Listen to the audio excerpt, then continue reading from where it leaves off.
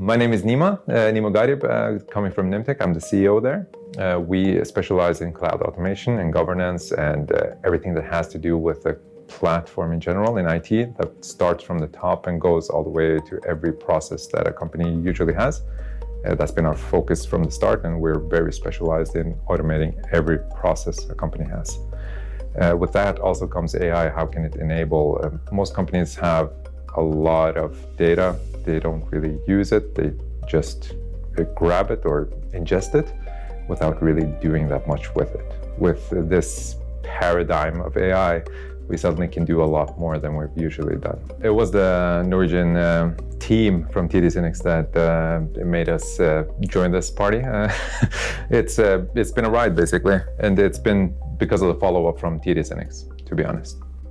I think most customers today, they have a problem. AI is kind of non-tangible. You can't really define what it is, which becomes a problem when you're trying to build solutions around it. What was of value here was that maybe we can basically grasp it better and tell our customers how to enable their own companies to use more AI or different types of AI, machine learning, and so on.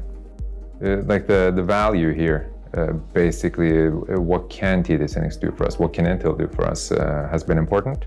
And again, AI is such an intangible thing that we kind of, everything is a learning process. Right? How can we enable is very important for us. The biggest one for me that resonated with me was something that wasn't drawn up too much in the presentations, and that was the lighthouse part.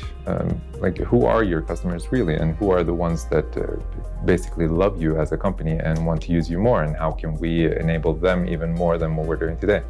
That's been one thing I was looking forward to. For me, also one thing that resonated was the AI game plan.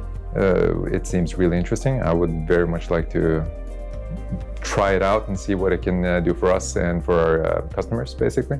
I do think that it might enable more than the tools that are existing today, to be honest.